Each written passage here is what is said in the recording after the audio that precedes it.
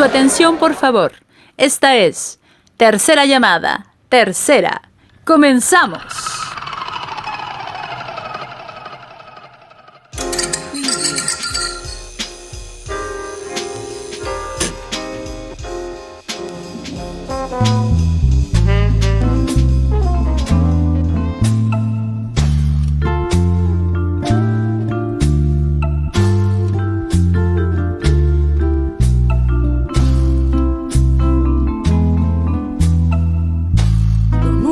Se acabó y te arrepentirás de haberle puesto fin a un año de amor. Si ahora tú te vas. Pues bueno, buenas noches a todos los que están volviéndose más o menos amigos de este canal. Oh. Y estoy aquí muy contenta de recibir en Sans Tabou a un super artista del underground. Él se llama Ulises Oropeza. Y Ulises, ¿te puedes presentar? Es mi gran amigo. Hola, ¿cómo están todos? Buenas tardes, días, noches, como a la hora que nos estén escuchando. Bueno, mi nombre es Ulises Oropeza, mejor conocido en el bajo mundo del cabaret, de la jotería y demás, como Shula Briskin. Creo que tú eres la única persona que conozco con la que tengo contacto desde la infancia, fíjate. Fíjate, no, sí, pues es que mira, eso... Nos conocemos, bueno, de toda la vida. De toda la vida. Y yo me acuerdo de ese niño, así quiero comenzar, quiero que la gente entienda esta imagen, de ese niño, no sé cuánto tenías, yo no sé, ponle tú 7, 8, 10 años, y se escuchaba en ese edificio lúgubre, ¿no? Se escuchaba en ese edificio lúgubre, sí. Una máquina de escribir de chac, chac, chac, chac, chac, chac. Toda la noche, al día siguiente, ibas recorriendo la casa de los cuates diciendo, miren, tengo este libreto y vamos a representarlo, ¿no? A ver, cuéntanos eso. Sí, mira, desde niño tuve aptitudes, tanto para escribir como para el teatro, porque pues puede decirse lo que se llama... la vena artística por parte de mis papás. Mi papá fue actor, y digo que fue porque él ya no está entre nosotros desde hace 2 años y medio más o menos, y él era actor profesional, y mi mamá era cantante. Entonces, siempre me gustó esa onda de escribir, de hacer de todo, como todos los niños tienen mucha imaginación, ¿no? Sobre todo a cierta edad, tienes demasiada imaginación.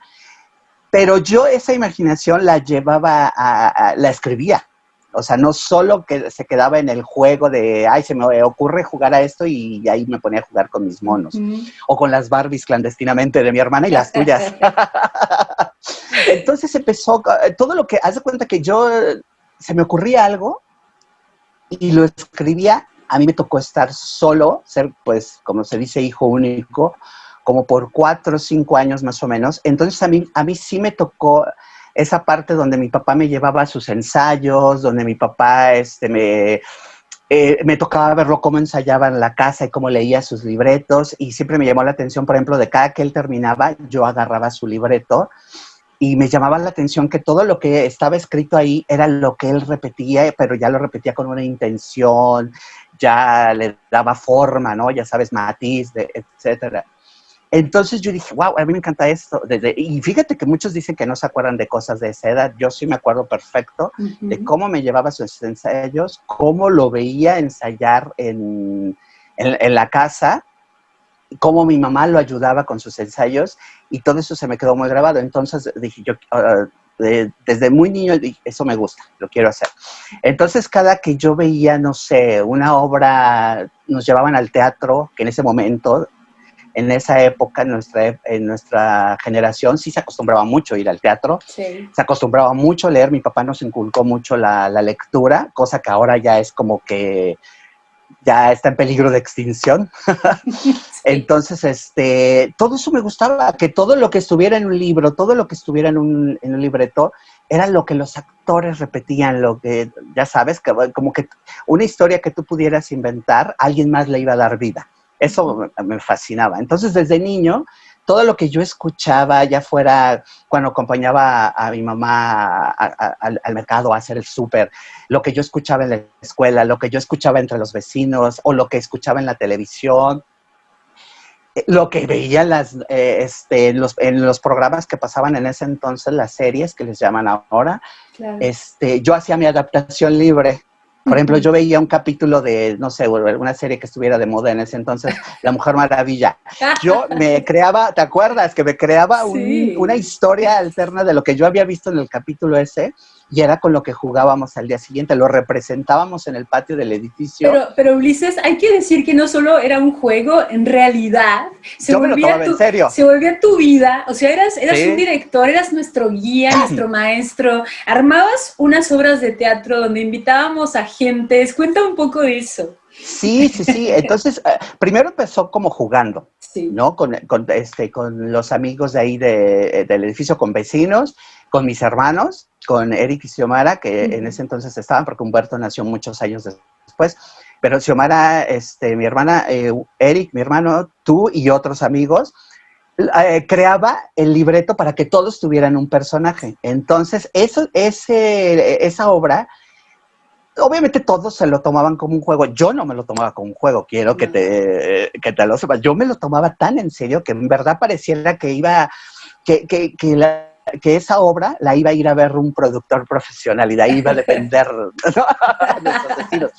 Entonces, yo les daba el libreto a cada uno o les decía lo que tenían que decir, lo que tenían que hacer, y a qué hora entrar, ya sabes, todo lo que se hace en una obra de teatro. Porque pues yo ya veía a mi papá sus ensayos, leía sus libretos, yo ya sabía, o sea, por dónde iba más o menos, cómo se llamaban las partes de un escenario, etcétera. Entonces lo representábamos en el patio del edificio y nos creábamos nuestro vestuario, el maquillaje. Mi mamá nos ayudaba mucho en esa parte de ayudarnos a maquillar.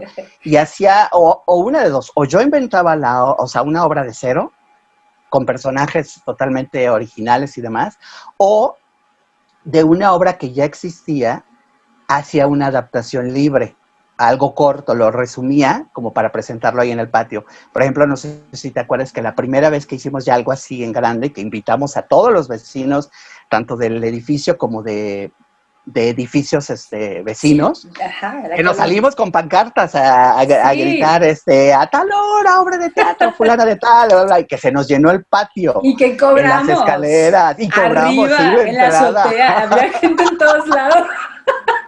Sí, el edificio tenía una manera que iba como que en redondo, bueno, más bien en cuadrado, y cada piso pues, tenía como su baranda y se veía hacia el patio, que era donde nosotros nos presentábamos. Entonces palcos. Llenaron todos los pisos, sí, eran como los palcos, y más aparte la gente que estaba abajo y las escaleras eran como que las gradas, ¿no? Increíble. Entonces presentamos, la primera fue El Mago de Oz, que fue como una adaptación libre que hice. Claro. Y después ya hicimos otras obras y también hacíamos mucho la fonomímica. ¿Te acuerdas cuando estaba muy de moda en ese entonces Timbiriche? Sí. Hacíamos nuestra fonomímica y todo. Obvio, por supuesto, yo siempre era Paulina. Según yo hacía el personaje de Benny, pero no, yo siempre me sentía Paulina ahí. Sí. Padrísimo, fue muy padre. Y de ahí, obviamente, pues, se fueron dando muchas cosas ya después cuando empecé a entrar ya a la escuela, a la secundaria, por ejemplo. Yo estudié la secundaria en Saltillo, Coahuila, porque ahí nos fuimos a vivir a provincia. Vivíamos en la Ciudad de México, nos fuimos a Saltillo. Y en la secundaria, en esos entonces, en esa generación todavía, no sé ahora, la verdad desconozco lo que den de clases en las escuelas actualmente, en las secundarias preparatorias específicamente. Pero en ese momento había una clase, en la clase de español, y había otra que no recuerdo el nombre, pero donde sí te ponían a leer, o sea, había lectura, Sí. y te calificaban Claro. la lectura, cómo leías, te calificaban la Y te caligrafía, te enseñaban calificaban español, hablábamos de español, vosotros, y sí, sí, sí, ¿no? el Sí, español como debe ser, no sí. fregaderas de ahora. Digo, yo sé que pues, las nuevas generaciones van cambiando y demás, pero en ese entonces, pues sí te calificaban la caligrafía, la Ortografía, ortografía, sí. o sea, todo ese tipo, eran puntos que te contaban para tu calificación final. Entonces había una vez una clase donde te enseñaban de qué iba una historia, ¿no? Cómo diferenciar una novela corta de una novela larga, del drama, de la comedia, de bla, bla, bla. Cuál era la estructura para un cuento corto, un cuento largo, bla, bla, bla, que si el principio, el clímax, el final, bla, bla. Bueno, yo ahí fascinado con esa clase. Y a mí se me daba, porque yo ya, te digo, desde niño yo ya llevaba esa pues, práctica por Sí, lo lo que veía de mi traes. papá. Y aparte Sí. te digo, mi papá siempre nos inculcó la lectura, a mis hermanos y a mí. Y yo ya tenía, pues sí, yo ya tenía una idea, porque yo siempre le preguntaba a mi papá, ¿por qué está escrito de esta manera? ¿Por qué esta es más corta que la otra? ¿Por qué esta es más mamadora que esta, que es más como digerible, bla, bla, bla, ¿no? Y él Sí. ya me explicaba, pues que había diferentes ramas, bla, bla, bla. Entonces, cuando llegué a esa clase, pues a mí se me facilitó y nos dejaron de tarea hacer un cuento corto y lo íbamos a leer en clase. Me puso a leer en todos los salones que iban de ese grado lo que yo había leído y cuando terminaba de leer les decía, así es como se hace esto, Sí. Es así es que, como les pedí la tarea, es que eres tan muy sencillo y bueno. tan fácil, bla, bla, bla. Eres muy bueno y tu escritura es muy buena y de lo que yo me acuerdo que leía antes cuando escribías y de lo que me mandaste y que leo, es que tienes una ortografía excelente, o sea, es maravilloso. Es que cuando yo digo, yo pienso en ti, pienso en escritura, pienso en libros, pienso en literatura y en artista. Eres un artista. Hay que decir que tu padre era el actor, el gran actor también de la underground, Roger Oropesa, porque Sí, sí, trabajó sí. siempre en teatros y a ver, cuéntanos un poquito de él y de tu mami luego, Mireya Garza. Sí, mira, mi papá tiene una historia muy interesante y de hecho entre mis planes, ya empecé, es hacer una historia basada en su niñez y juventud, de cómo empezó él todo el rollo. Y él para mí siempre ha sido el ejemplo más claro.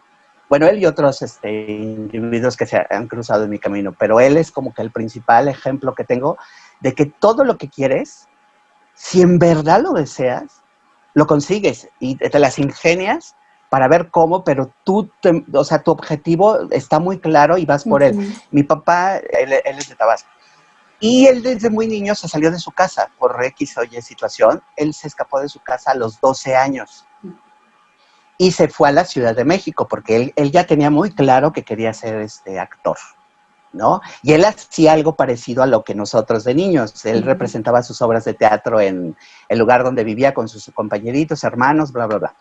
Pero pues en esa época, pues mi papá cuando yo nací, mi papá ya era mayorcito, ya iba a cumplir casi 40. Entonces, a él le tocó esa etapa como en los años 40, 50, y como que pues no estaba muy bien visto. Entonces él se escapó y dijo, yo voy por lo mío. Llegó a la Ciudad de México y trabajó de todo lo que te puedas imaginar para poderse pagar sus estudios, hasta que consiguió e hizo la carrera de actor en la Escuela de Actuación Andrés Soler, que en ese entonces era, digo, ahora no, creo que sigue todavía, pero de ahí salieron muchos De los grandes actorazos. actores, sí, Sí, sí, sí, sí. su maestro fue Andrés Soler. Sí, wow, wow, sí. Entonces, él se dedicó toda la vida, él nunca se dedicó a nada que no fuera la actuación. Obviamente tuvimos momentos de vacas flacas, vacas gordas, como todo, pero él jamás, jamás, jamás quitó el dedo del renglón y jamás se dedicó a otra cosa que no fuera su pasión, que era Sí. la actuación. Y él principalmente lo que hizo fue teatro. El teatro, y lo que me encantaba es que a él sí le tocó esa etapa del teatro cuando se hacía clásico, el teatro clásico, o sea, hacían a Shakespeare, hacían a Molière, hacían, ya sabes, o sea, todos estos clásicos. Ahorita pues el teatro se ha vuelto más comercial y ahorita si no hay un famoso dentro del elenco, la gente como que no se interesa por ir al teatro. Y en esos entonces, pues la gente sí pagaba por ir al teatro, aunque no hubiera esas luminarias, esas estrellas. Aún así le tocó trabajar con grandes actores de esa época.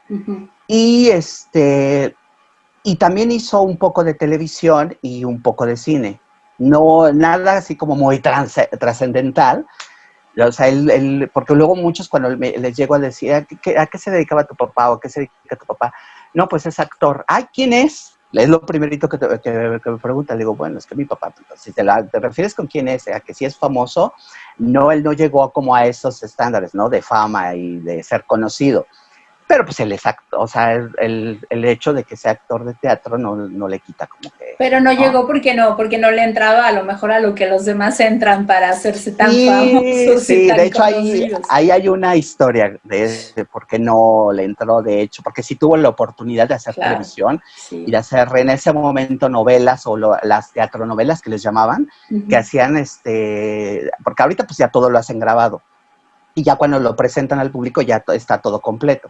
En ese momento la gente cuando veía un capítulo, ese capítulo estaba pasando en vivo, que eran lo que les llamaban las teatronovelas. O sea, estaban en un estudio de grabación, pero estaban pasando en vivo. O sea, no había corte comercial y todo, pero era en vivo. O sea, si ahí te equivocabas, ahí te las tenías que ingeniar para solucionarlo. O sea, ahí no nada era de que, ay, me equivoqué otra vez. O sea, no. Y tuvo la oportunidad de hacerlo, pero pues ahí hubo unos rollos que no le latieron. Claro. Como dice esto, pues hay muchos que, digo, no quiere decir que todos los que sean famosos o salgan en la televisión pero o en el cine muchos hayan accedido, pero sí se mueve mucho esa onda en el ambiente artístico y en todos los ambientes, pero bueno, en el artístico es como que más. Sí. Hay más Oye, morbones. Uli, y tú, yo me recuerdo que también estudiabas teatro y que te fuiste también por esa línea. ¿Qué pasó luego? Sí, ¿Qué pasó con tu vida? ¿Te perdí un rato? No, pues yo, mira, como ya dije a un principio, me llamó mucho la onda de escribir y el teatro, porque a mí me fascinaba lo que hacía mi papá y yo lo quería hacer. O sea, dije, no, es que yo de aquí soy. Y obviamente empezó de una manera muy amateur y todo el rollo, ¿no? Porque nos fuimos, como ya también repetí, nos fuimos a vivir a Saltillo, justo en la etapa de la adolescencia, de mi adolescencia, nos fuimos a vivir a Saltillo, primero mi mamá y yo, y como un año o dos después mis hermanos. Entonces, estando allá, empecé, ya ves que no sé ahora cómo sea, pero en ese entonces tenías tus materias, las normales de la secundaria, y aparte tenías que escoger 2 talleres, ¿no? Uno artístico y el otro era técnico, no recuerdo cómo les decía. Entonces yo escogí dibujo técnico y las clases de teatro en la secundaria. Pues de ahí, otra vez volví como a recordar todo eso desde que estaba en la primaria y demás. Y ya, obviamente mis papás se daban cuenta que tenía las aptitudes y demás, y empezaron, fue cuando llegaron mis hermanos, entramos a una academia de teatro ya en forma, en Saltillo, de un maestro que era en esos entonces era muy reconocido allá en Saltillo, Nati Molina. Él también se fue de este plano de existencia. Y pues obviamente ahí ya, o sea, reafirmé todo el gusto que tenía y dije, no, yo de aquí soy.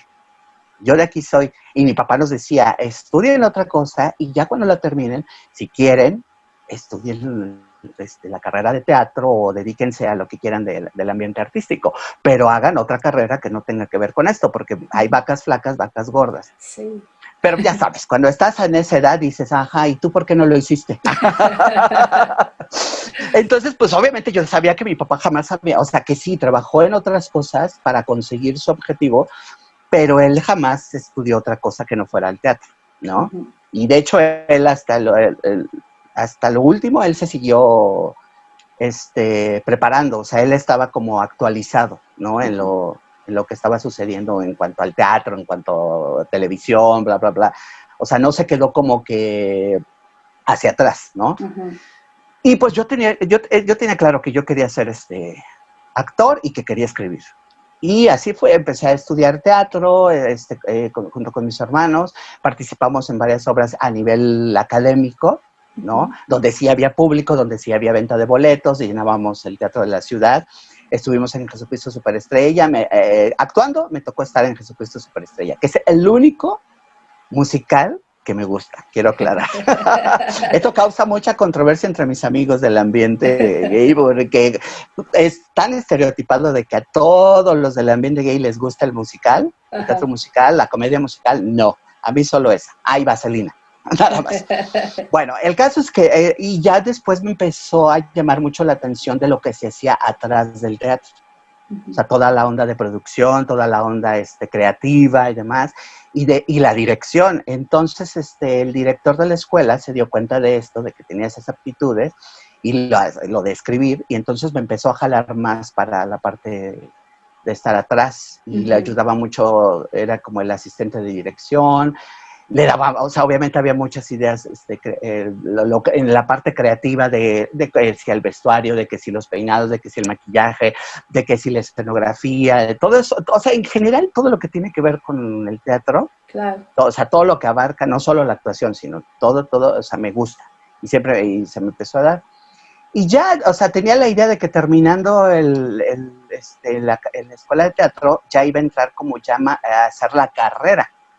No, porque obviamente acá en esta academia, luego en este tipo de academias no te lo cuentan como una carrera, te lo cuentan como, pues sí, estuviste en una escuela de teatro, pero no tienes como el título en sí, ya sabes, lo que luego muchos dicen que eso es lo que te hace realmente ser, ¿no? El actor, el artista, el bla, bla, bla. Claro. Y ya por otras cosas del destino, pues ya me fui por otros lados. Me gustó más en ese momento, obviamente, pues estaba todavía muy chavo, porque te digo, tendría como 18, 19 años. Y pues me llamó mucho la atención la putería. Golfa, dragona, nalga pronta, huida, cadera inquieta, cachamogos, piruja, peneadicta, golosa, puta, etcétera, etcétera, etcétera. Todos tenemos a una amiga a la cual llamar así, con cariño, por supuesto, pues no se le va a uno vivo. Este tipo de amistades pueden tener muchas facetas o matices, desde ser muy divertidas, traviesas, ocurrentes, leales, hasta ser una verdadera pesadilla. Algo que podría diferenciarlas de los demás es que no tienen ningún problema en aceptar que son fans del sexo y que llevarlo a la práctica con alguien diferente cada vez es lo mejor. Normalmente no están interesadas en las relaciones formales, aunque haya quienes están dentro de una sin que esto sea un impedimento para andar probando chile a diestra y siniestra, cual catador profesional. No les afecta, o al menos eso dicen. Lo que digan o piensen de ellos, de hecho, pareciera que les gusta causar conmoción entre los más puritanos o conservadores. Casi siempre te cuentan con quién o quiénes se acostaron el fin de semana. En pocas palabras, su vida es más pública que el metro. Es evidente que no todas son iguales, así que nombraré algunos de los tipos de amiguis putiviris. La descarada. Aquí no hay pudor, no hay temor de Dios. No importa dónde esté o con quién esté, si a alguien le gusta, se las ingenia para comérselo. Ahí mismo si es necesario. Le da igual si es un extraño, un conocido o pareja de alguien. Por lo mismo seguido se mete en problemas. La tonta. Suele ser muy atractiva, de buen cuerpo, pero muy bruta, incluso rayando en ignorante. Es la perfecta para ser un accesorio y pasarla bien un rato. Lo sabe y le saca provecho, mientras no hable todo bien. La ilusa. Está convencida que en uno de esos sentones será chicle y pegará para encontrar el verdadero amor. Ajá. Y mientras tanto, las nalgas le quedan como aspirina de estar busque y busque. La considerada. Se come a todos, excepto a sus mejores amigos o a las parejas de estos. Ok, tal vez ya se los comió. La amnésica. Siempre se hace la que la Virgen le habla. Pone 1000 pretextos como el típico, ay, es que estaba muy borracha, no me acuerdo de nada. ¿Alguien vio mis calzones? Aunque le muestren fotos o video, lo niega. No, no soy yo, es mi gemela malvada. La closetera.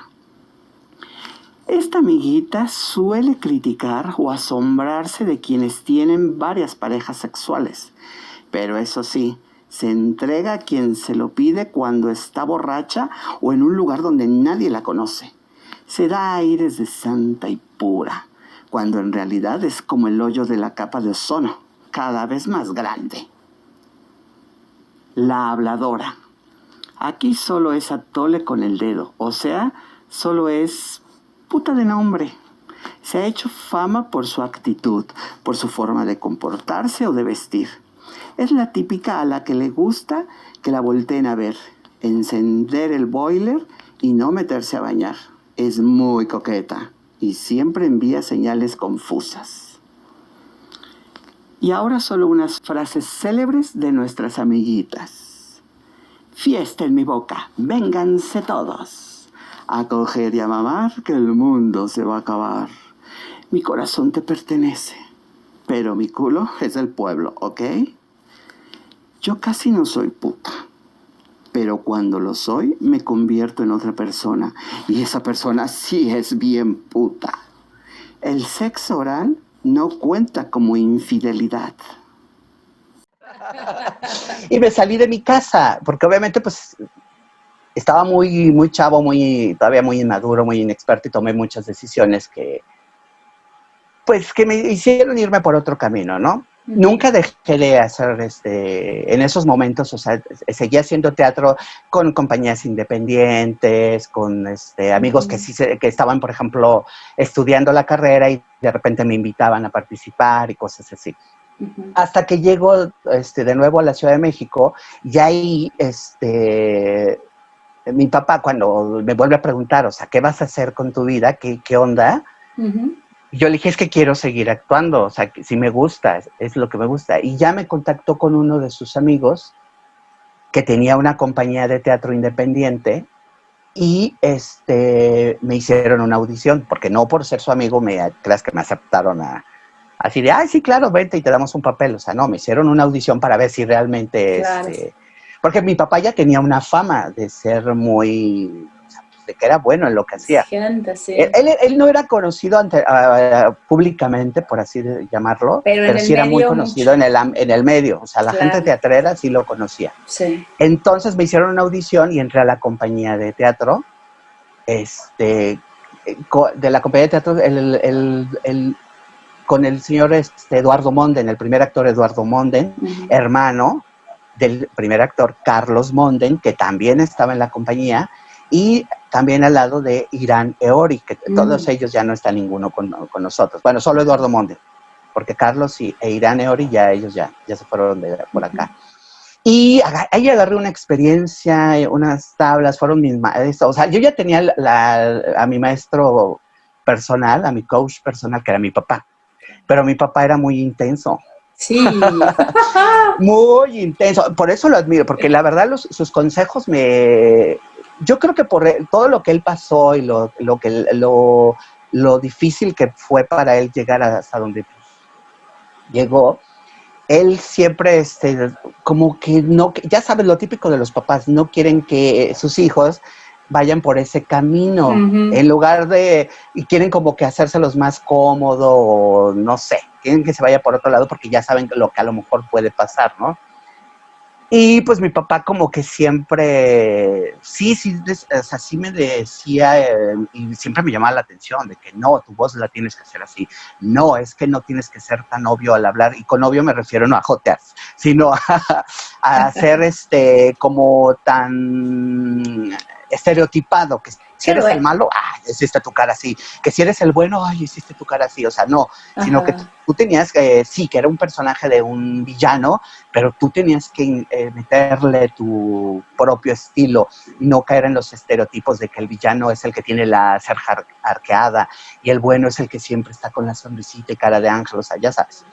Pero era muy estricto a la hora de, cuando yo me ponía a ensayar en voz alta, él me daba todas las técnicas para tener buena dicción, cosa que ya tampoco se ocupa mucho ahora. No. Y todos esos tips, y aparte en la compañía de teatro con los personajes que ya te platiqué, a ellos les aprendí, bueno, cañón, porque ellos ya eran pues de la vieja escuela, entonces ellos, o sea, te daban un libreto, lo memorizabas, había ensayos hasta el cansancio, pero justo a la hora de la función, ellos tenían la maña de improvisar y de cambiarte el diálogo y de ponerse a jugar, porque lo disfrutaban a tal grado es que eso ya es les lo valía grande. madres. Claro, ajá. Y obviamente de ahí aprendí, porque la primera vez que me lo hicieron, yo me quedé en shock, y así de, ¿qué me estás haciendo? Eso no es el diálogo, cabrón. O sea, pero aprendí, y mi papá me decía, porque mi papá trabajó con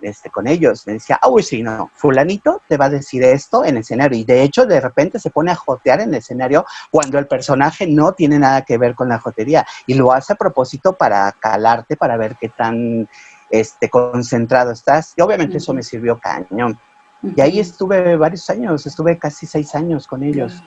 Íbamos o sea, nos presentábamos en un teatro de la colonia Roma, no recuerdo el nombre, creo que ya ni existe, o ya le cambiaron el nombre. Y aparte nos íbamos a los diferentes lugares de provincia, donde a llevarles teatro a la gente que no tenía como que el acceso a moverse a los lugares grandes, a los teatros y demás. Y como obviamente la señora Irene Ori, justo en ese momento, se puso muy de moda, bueno, ya era famosa ella, pero en ese momento estaba como en moda porque estaba saliendo en la novela de Thalía, la de María la del Barrio. Entonces, cuando sabían que iba a ir el personaje, y muchas veces llegaba con el vestuario de la locación de la novela, entonces, bueno, todo era como que el atractivo, y aparte era muy divertido, conocí mucha gente, aprendí de muchas cosas, porque hay veces que llegábamos a lugares donde no había un teatro como tal y tenías que improvisar tu escenario, la escenografía, y yo ya traía la experiencia de haber trabajado en la parte, en el staff, por así decir. Entonces, pues de ahí aprendí bastante. Oye, es genial eso, es que parte de tu vida, además tu madre con una súper cantante, ¿no? Que también por ese lado traes toda esa parte artística que... Sí, ella también le gustó, ella también llegó a hacer teatro. También más ella, joven. sí, Sí, ¿te acuerdas que nos daba? Ella fue mi primera maestra de teatro, sí, claro. Que te acuerdas que en verano nos daba, ella daba como clases de verano. Sí. Y igual fue de mis primeras maestras de teatro, y no, es que ella sí era muy estricta. Sí. Ella daba un poco de miedo. Sí. Y ella obviamente, pero ella se fue más por el lado del canto. Y fíjate que eso sí no lo heredé. Y en su momento no me importó, porque pues, a mí lo que me gustaba era más como que la faramalla de la actuación, todo lo que significaba el teatro, ¿no? Y el escribir. Pero el canto como que no me llamaba la atención. A mis hermanos sí, fíjate. Entonces tuve las posibilidades de tomar clases de canto desde niño, que mis hermanos sí lo hicieron, sobre todo mi hermana Xiomara, no sé si recuerdes. Sí, ella como no, mi amiga. Cantaba. Y pero a mí no me llamó la atención. Yo no me metí a clases de canto. Lo tuyo es la escritura. Sí. Y ahorita me arrepiento, porque la verdad es que no tengo oído musical, amiga, no tengo oído musical. Ahí sí, para que veas, para cantar, ahí sí nomás no. Y en la escuela de teatro, no, me ponían a hacer todo menos a cantar. Yo sí era de playback. Oye, yo te quiero preguntar una cosa. En esos escritos que me mandaste y los audios, hay uno de ellos, es el de las amigas, ¿no? ¿Qué te inspiró todo eso? Pues mira, ese escrito, ese artículo, lo escribí pensando precisamente en muchas de mis amigas. O sea, en amigas propias, o en las amigas de otras amigas. ¿no? En que todos tenemos siempre a la amiga que no tiene tapujos para hablar de esos temas, Claro. específicamente del sexo. Ajá. Pareciera que hay, que en pleno 2020 es un tema todavía un poco, digo, no tanto obviamente como nuestra generación, pero sigue habiendo como gente que no se incomoda, ¿no? De que alguien sea tan explícito, tan abierta en cuanto a esos temas. Y yo tengo muchas amigas y de hecho yo puedo llegar a caer en alguno de esos tipos, pero no tan marcado. O sea, tengo mis límites, sé con quién, por ejemplo. O sea, tengo amigos con los que sé que puedo hablar de esos temas y demás. O sea, me puedo ir como hilo de media. Pero hay otras amigas que sé que son como un poquito más, pues para ellos es como que algo incómodo, que de un tema tan personal se hable tan abiertamente. O sea, ellas tienen como que sus amigas con las que pueden hablar, pero aún así como que le ponen subtítulos, no subtítulos, le ponen matices matices o lo adornitos, disfrazan. ya sabes, el típico que en lugar de decir pene o tal cual pito, dicen, ay, el pajarito, ay, tu cosita, Sí. así, porque para ellos todavía es como que pues sí, un tabú el de hablar de esos temas. Entonces yo me inspiré en las amigas que a ellas no tienen pelos en la lengua de hablar de estos temas, en las que lo son, pero lo niegan, en las que juran que de esa manera se encuentra el amor, y digo, es muy respetable cada quien como quiera llevar su vida. Y entonces traté de hacerlo de una manera, pues, en comedia, no en burla, porque no me estoy burlando de ellas, porque como, repito, yo me identifico con varias de ellas, si no es que con todas. Y también este escrito no va dirigido solamente a mis amigas féminas, a mis amigas mujeres, sino también a las amigas mujeres, a las amigas, a mis amigas de corazón. Sí. Sí, para todos. O sea, es un público tanto, o sea, ahí se pueden identificar tanto amigos, amigas, o como dicen ahora, amigues.